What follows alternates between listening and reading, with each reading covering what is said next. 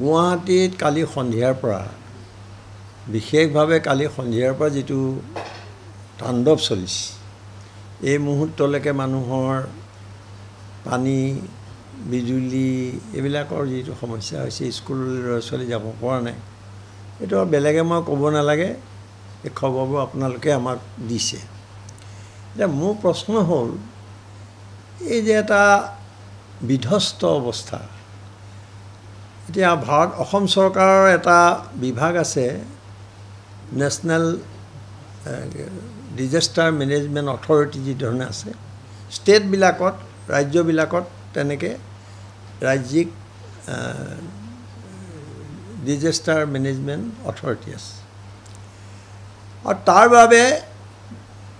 বহু কোটি কোটি টকা বাজেটত ধাৰ্য কৰা হয় কিন্তু আমি দেখোঁ যে অকণমান ভূমিকম্প এটা হোৱাৰ পিছত অলপ নিউজ ওলায়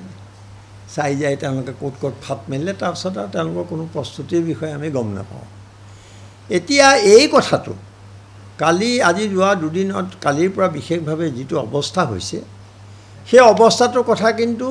বতৰ বিজ্ঞান কেন্দ্ৰই হওক সকলোৱে এইটো প্ৰেডিক্ট কৰিছিলে এইটো এটা ভৱিষ্যতবাণী কৰিছিলে যে এনেকুৱা পৰিস্থিতি এটা হৈ আছে যিটো বেংগলত হৈছে এইবোৰ আমি জানো তাৰ পিছতো আমি কিন্তু ডিজাষ্টাৰ মেনেজমেণ্টৰ অস্তিত্ব আমি অনুভৱেই নকৰিলোঁ এই মুহূৰ্তলৈকে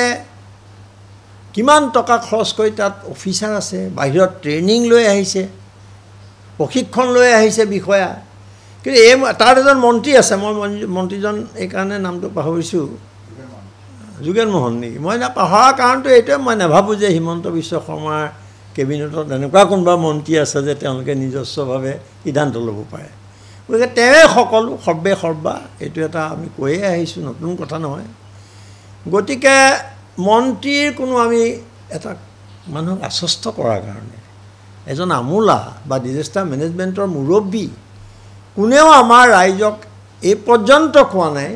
আৰু লগত APDCL তেওঁলোকে এই মুহূৰ্তলৈকে কোৱা নাই মই জনাত যে আপোনালোকক এই কথা এনেকুৱা এটা সমস্যা হয়তো প্ৰতিশ্ৰুতি বা আশ্বাস এটাতো ভৰসা দিব লাগিব কিন্তু সেইটো মই দেখা নাই গতিকে খুব এটা ভয়ংকৰ অৱস্থা এইটো হয়তো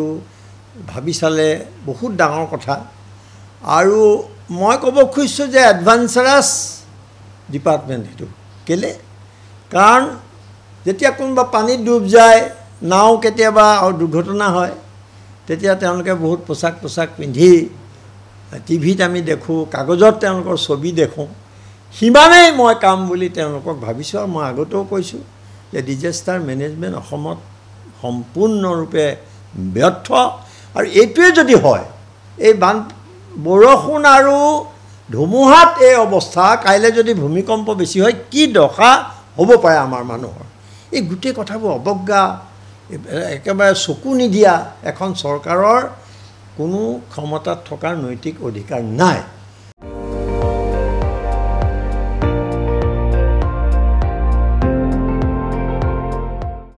আপুনি চাই আছে ND24